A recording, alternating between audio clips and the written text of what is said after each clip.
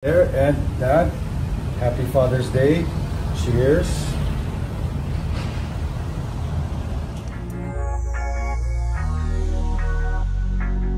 So happy Father's Day to all the fathers out there, and Dad, happy Father's Day.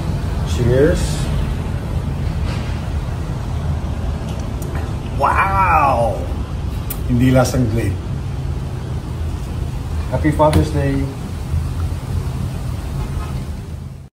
Nito nga ang nakaraang Father's Day ay dinalaw ni Eric Quezon ang kanyang ama na si Dolphy Quezon dito sa libingan nito. At dahil nga Father's Day ay talaga namang pumunta ito at naglaan ng oras upang mabisita ang libingan ng kanyang ama.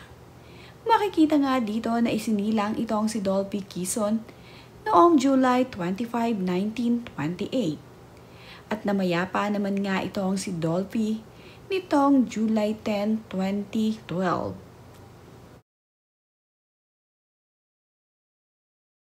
Sa pagdalaw naman nga ni Eric Quezon dito sa libingan ng kanyang ama na si Dolphy Quezon, ay dinala nga raw nito ang paborito niyang alak. Nakapag-cheers pa nga itong si Eric Quezon dito sa puntod ng kanyang ama. Makikita naman nga na ininom ni Eric Quezon ang alak na kanyang daladala at talaga namang napangiwi pa ito ng kanyang malasahan ang alak. Ngayon nga ay masaya niyang na-celebrate ang Father's Day nang kasama ang kanyang ama dito sa libingan nito. Magkaganon pa man kahit na matagal nang namayapa itong si Dolphy, ay patuloy pa rin nga inaalala ni Eric ito. Ayon nga sa post ni Eric Quezon sa kanyang ibinahaging video ay, "Cheers to heaven, Dad. I brought your favorite whiskey. Happy Father's Day."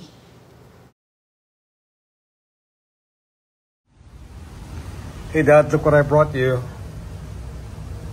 Your whiskey. Cheers in heaven, Dad. Nagdala nga rin ito ng bulaklak at nag-alay sa kanyang ama na si Dolphy dito.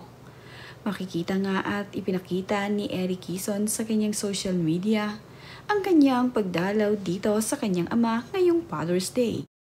Whoever placed these flowers, thank you. Our family appreciates it.